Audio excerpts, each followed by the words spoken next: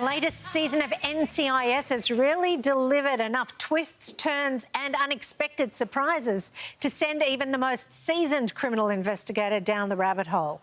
As we approach the blockbuster two-part season finale, I went on set to see what I could discover. For 20 seasons, the gang from NCIS have kept us glued to the TV with an amazing group of characters and storylines that have kept us on the edge of our seats. So what's in store as we near the end of season 20? Well, I'm on a mission to find out.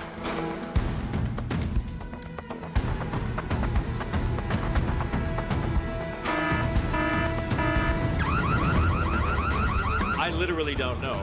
It's probably going to involve somebody behaving in a way that people wouldn't expect, but that's about all I can tell you. I really don't know. We haven't seen pages on it, so. Each year we always have a cliffhanger of some sort. There's always some sort of large dramatic event. It's kind of a signature, a fingerprint of NCIS. And while I know what's happening in the penultimate episode, where we begin shooting that next week, this is uncharacteristic, but I have heard zero about the finale. I heard that sometimes the script writers give you scripts that have different endings to the ones they give other people. Is there any truth to this rumour? There is, actually. They're not honest with me.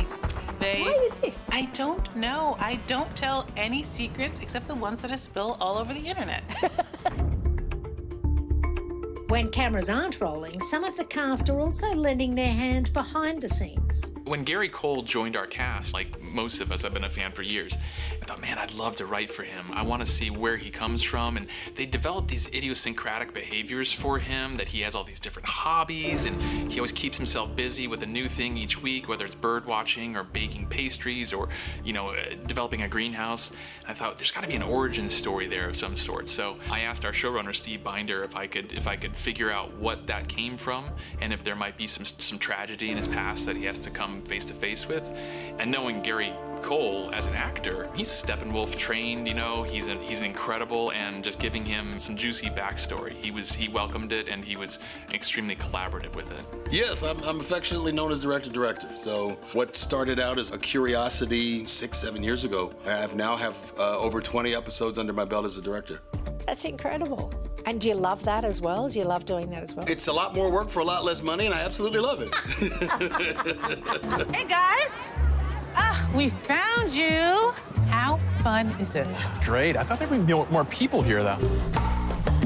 You've written some episodes too. Yes, I also wrote an episode with Scott Williams. I wrote Turkey Trot, the one where Agent Knight meets her sister and her sister's boyfriend kidnaps her and Casey. I'm noticing a theme. I'm noticing a theme. And there was another theme that I noticed, a bit of mac and cheese.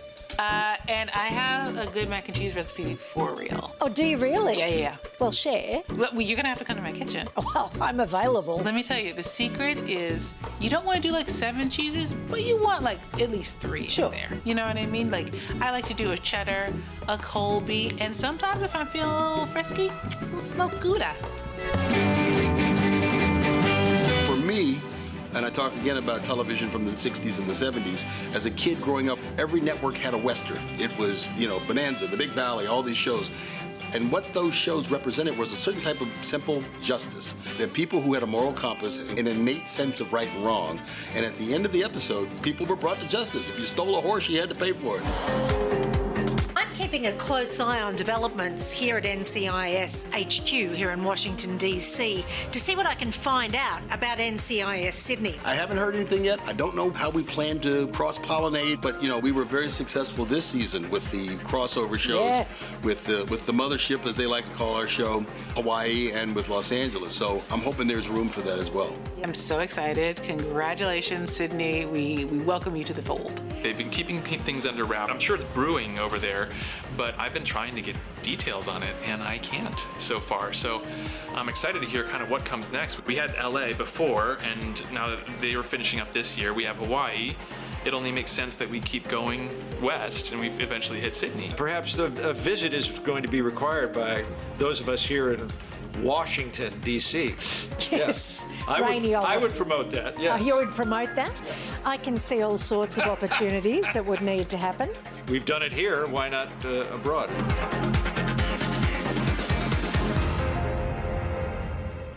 So as you can see, they are keen as mustard to be part of NCIS Sydney, and why wouldn't they be? What's your favourite Gary Cole role? Talladega Nights. He has... Ricky Bobby. Dodgeball. Dodgeball. Dodgeball. He has the most incredible CV, and everybody has a favourite Gary Cole role. It's really... like, I'm just going to go through a few of them, but just quickly. Office Space. Oh. He was Mike Brady in the Brady Bunch movie. Pineapple Express, Dodgeball, Talladega Nights. In the Line of Fire with Clint Eastwood too.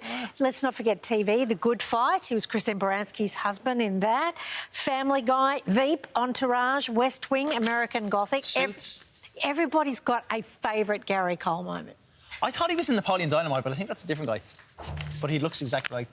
Anyway, you can catch the latest episodes of NCIS on 10, 10 Play and Paramount Plus. They're the best. Could we get Gary Cole in here? Oh, wouldn't that be bad? Well, if he comes out for NCIS Sydney, we will get him here. He's on everything. I know. He should be on Studio So he 10. should be on Studio 10. That's what he's been building up to. Come on, Gary.